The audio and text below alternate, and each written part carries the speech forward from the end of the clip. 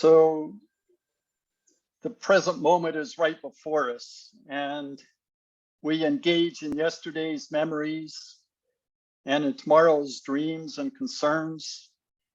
We chase after the past and long for the future. And sometimes we long for the past and chase after or resist the future.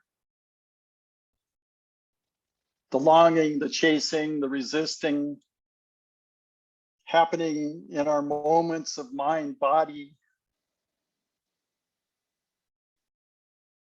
and the moment by moment, the present, again, is right before us. And life itself is found and experienced in this present moment with the 84,000 instances and that are in this moment, and the inconceivable number of connections and threads that flow before us and through us. This is flowing eternal moment. And in this experience of this moment, we stop to look at and taste and think of these connections of existence. And thus begins dependent arising, referred to as the 12 factors or 12 links of interdependent origination or dependent arising.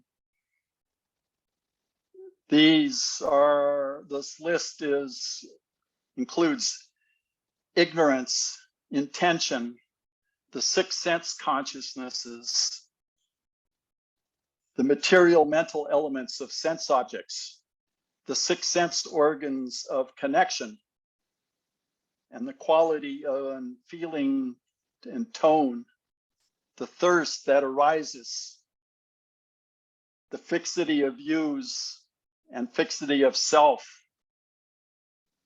and the resulting forces of becoming arises that causes us to act.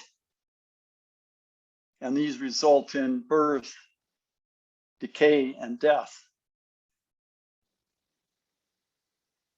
The vastness of these moving streams of existence, the interconnectedness of all things and the involved arisings are all naturally prone to cause us to wonder how to make it all work or how it all works.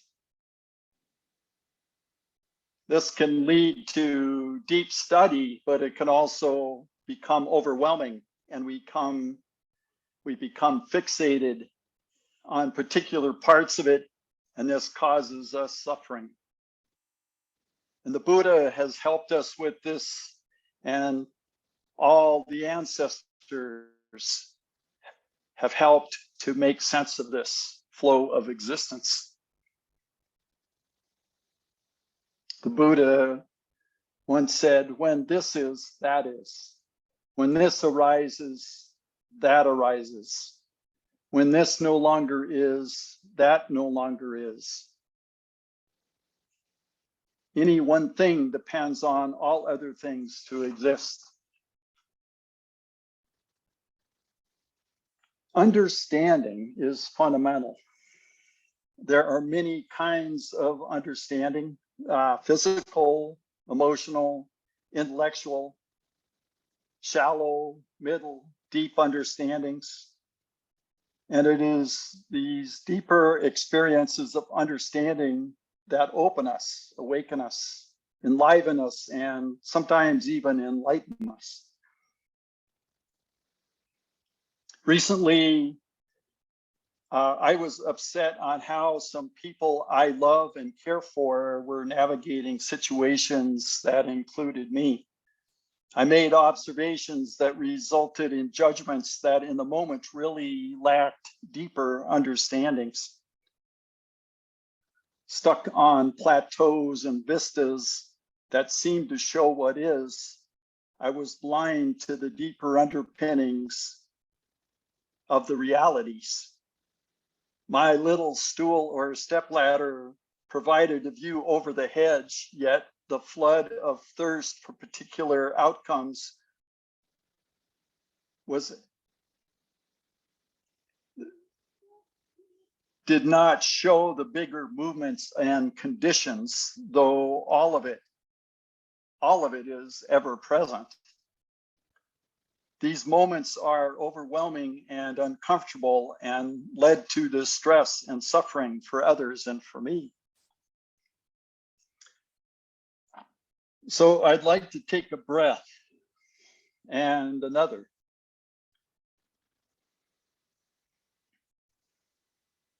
And just focus on this one activity and examine it. How does watching breath help us to unbind?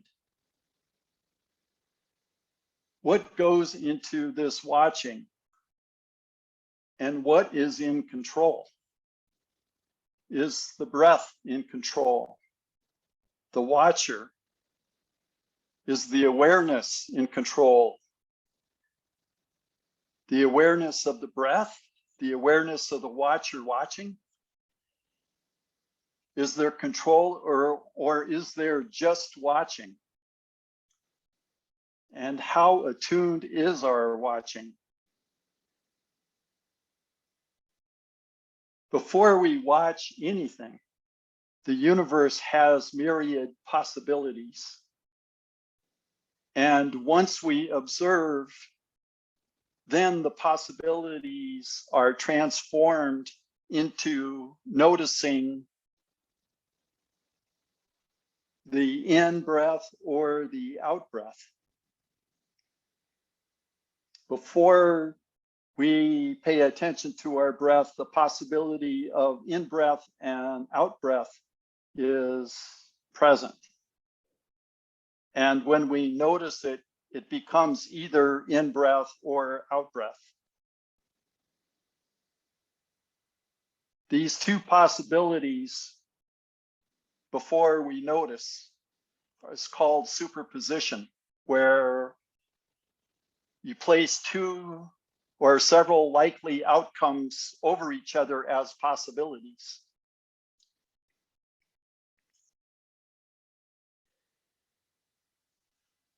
So recently I was fortunate to receive a book called The Great Biocentric Design by Robert Lanza. And that postulates that the universe didn't evolve consciousness. Rather, it is consciousness that makes the universe. He postulates that the behavior of subatomic particles, indeed all particles and all objects, are inextricably linked to the presence of an observer. This has been well studied in quantum physics. Absent a conscious observer, all particles at best exist in an undetermined state of probability waves.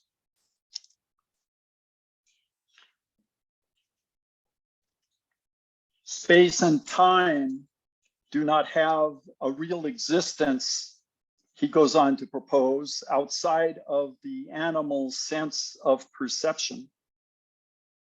Space-time is the process by which we perceive change in the universe.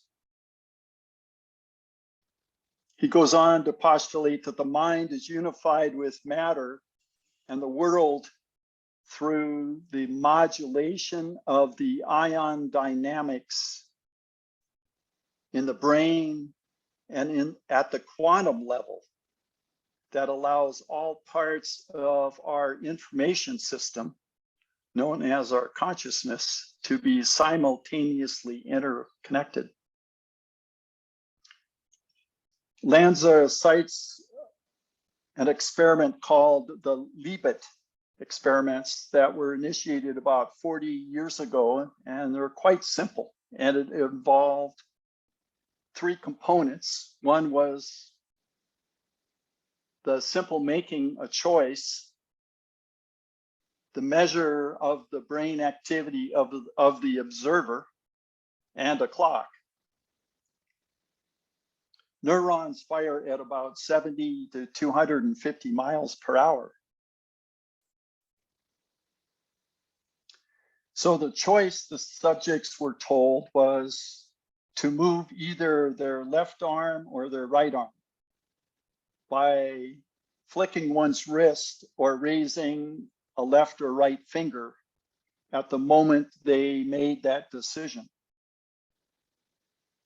They were instructed to let the urge to move appear on its own at any time without any pre-planning or concentration on when to act. The precise time at which you move is recorded from the muscles of your arm, they were told. The second component to measure the brain activity were all these electrodes put on, separately detecting the urge of the action, because there's an urge to the action from the actual action of the right or left. And fortunately, this was within the experiment's abilities to measure. The third component was of the clock that could measure milliseconds to pinpoint the participants' precise time of making the decision.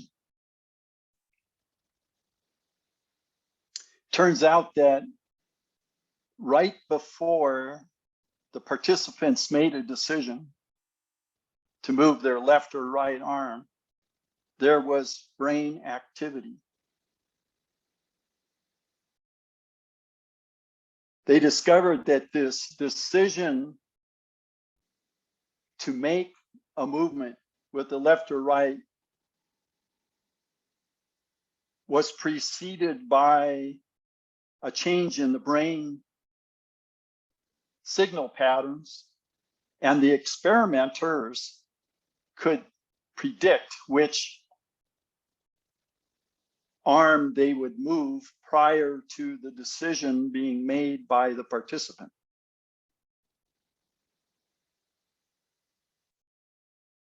The experimenters could tell which arm they would move before the experimenters knew what arm they decided to move.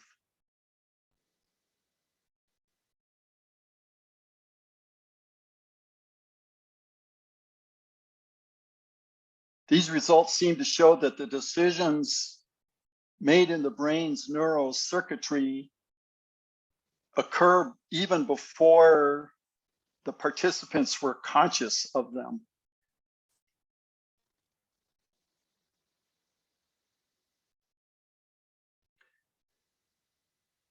This kind of shoots down the notion of free will.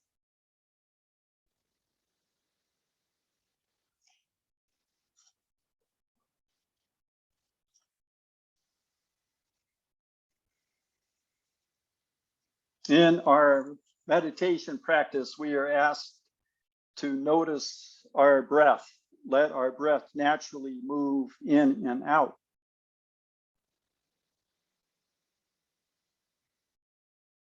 And then with our awareness, we watch our breath. And we can watch our breath to where it ends and where it begins. And when we watch our breath where it begins, at that moment of change,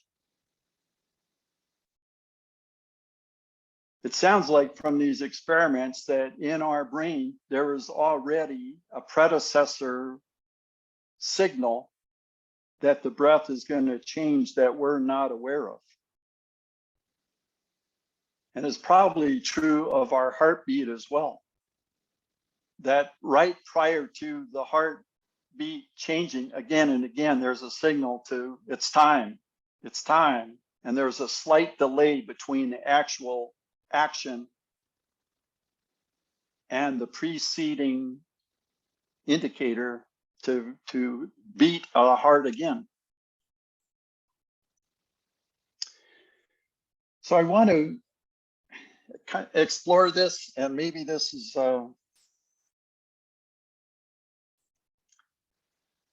just consider this.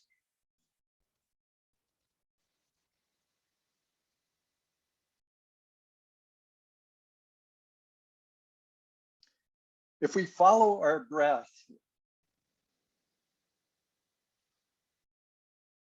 we're following something that is naturally arising before we actually notice what we are aware of. When we are on our path, are we noticing what is naturally arising prior, that is arising prior to our awareness, and all we're doing is catching up to what is actually before us? So when we choose to take a right or a left on a path, is that decision we made before we actually make that decision?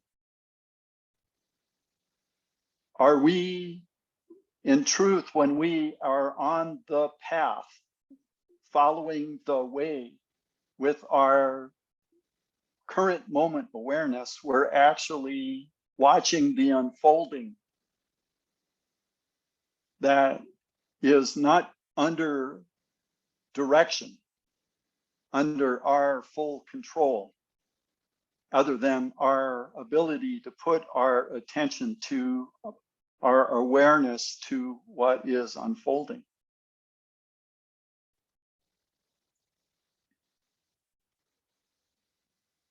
Perhaps the premonitions we have, the dreams we have that provide some clues about what might unfold in our day or in our life.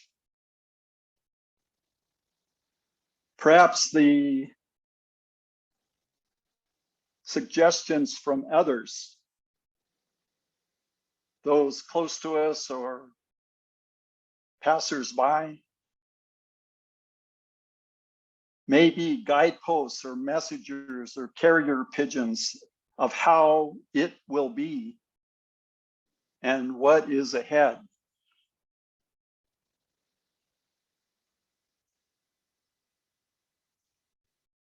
When we read a sutra, the moment before we even went to the sutra to read it, were we led to find the sutra to read? And through the reading of these sutras, it leads us to new vistas of meaning in our life.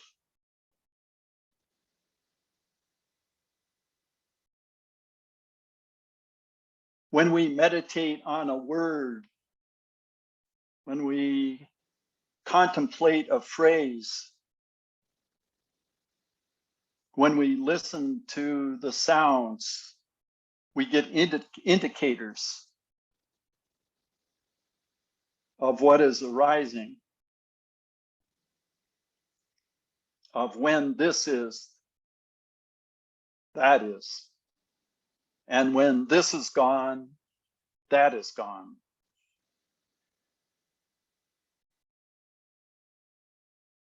So I'm going to stretch the time scale a bit,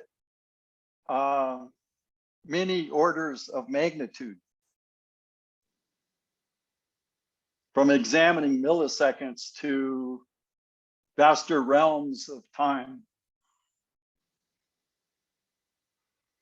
We have heard that our practice originated with the Buddha, was founded by the Buddha, or was discovered by the Buddha. We also know that more than 8,000 years ago, there's evidence of mystic practices in many regions of the world among Homo sapiens.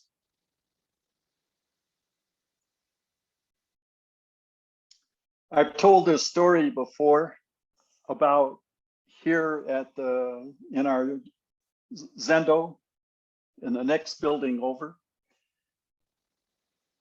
on a full moon at dusk, a flock, or it's called a rafter of turkeys congregated in the flat of the creek below the Zendo, about 30 feet away at dusk.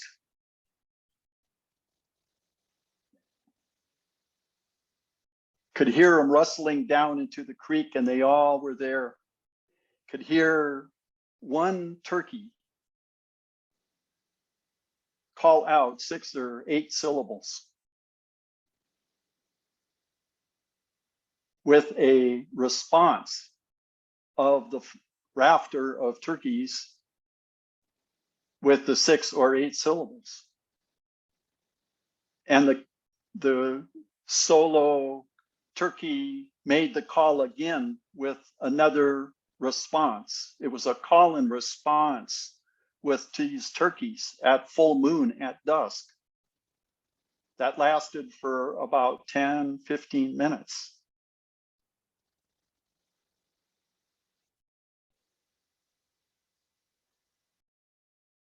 Call and response is something that is part of many cultures, from sub-Saharan Africa to Islam and Judaism and Christianity and Buddhism and paganism, is used and lunar events are used in all of these different religious cultures.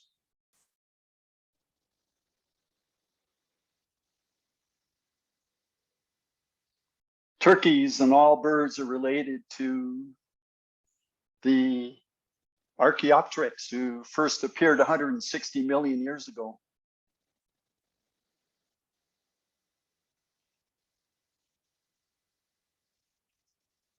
The major extinction 66 million years ago killed off the pterosaurs, but there's still some reptiles related today.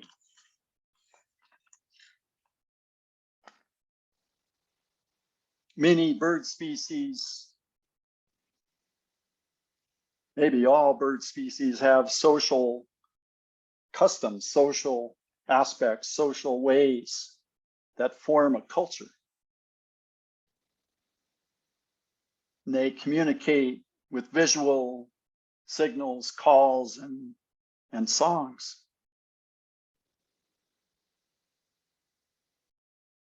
In the spring, after the young chicks are hatched, you can observe one hen leading these turkeys through the woods, and a couple of hens in the rear that keep guard over the string of chicks. And in these movements, you can observe 7 factors of awakening. You can observe 4 of the 7 factors of awakening. 3 of them are kind of hard to observe: serenity, rapture, and equanimity. How do you observe those things in an animal? But you can observe them paying attention, mindfulness. You can observe they're discerning what they're going to do next, or where to go. They're discerning. They're persisting in their effort, and they're concentrating. Those are 4 important factors of awakening.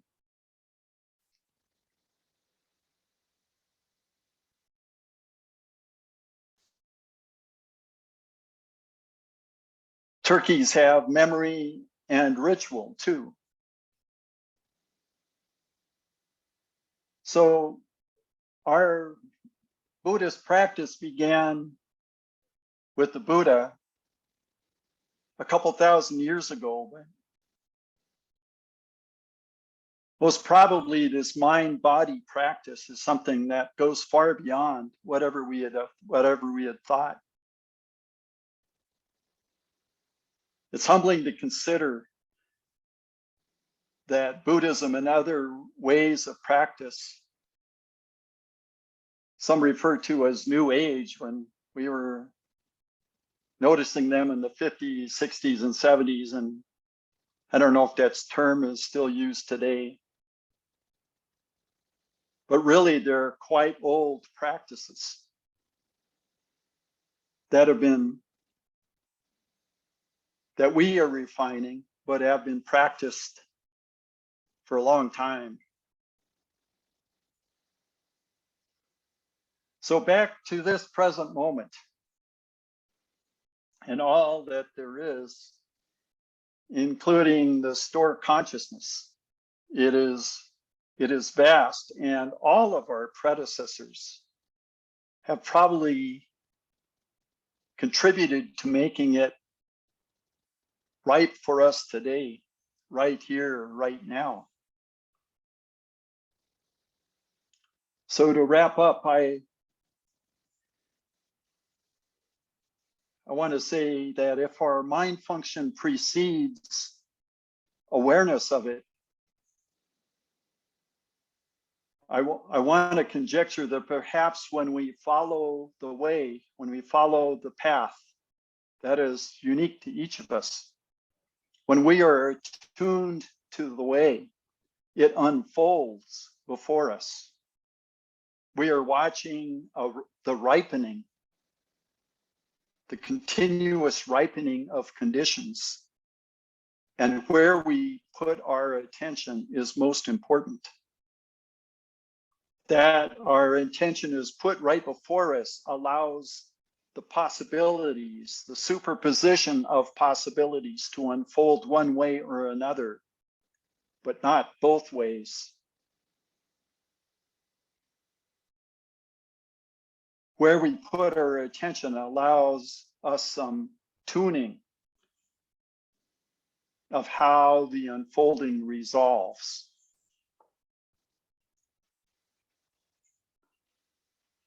To close, I'd like to read a poem from the 1200s from Farid Undin Attar in his The Conference of Birds. A bird questions the hoopoe about audacity. The bird said, "Is audacity allowable before God's majesty? One needs audacity to conquer fear, but is it right in his exalted sphere?" The hoopoe said, "Those who are worthy reach a subtle understanding none can teach. They guard the secrets of our glorious King, and therefore are not kept from anything. But how could one who knows such secrets be convicted of the least audacity? Since he is filled with reverence to the brim, a breath of boldness is permitted him. The ignorant, it's true, can never share the secrets of our King. If one should dare to ape the ways of the initiate, what does he do but blindly imitate? He's like some soldier who kicks up a din and spoils the ranks with his indiscipline. But think of some new pilgrim, some young boy whose boldness comes from mere excess joy. He has no certain knowledge of the way, and what seems rudeness is but loving play. He's like a madman, love's audacity will have him walking on the restless sea. Such ways are laudable. We should admire this love that turns them to a blazing fire. One can't expect discretion from a flame, and madmen are beyond reproach or blame. When madness chooses you to be its prey, let's hear what crazy things you have to say. Thank you.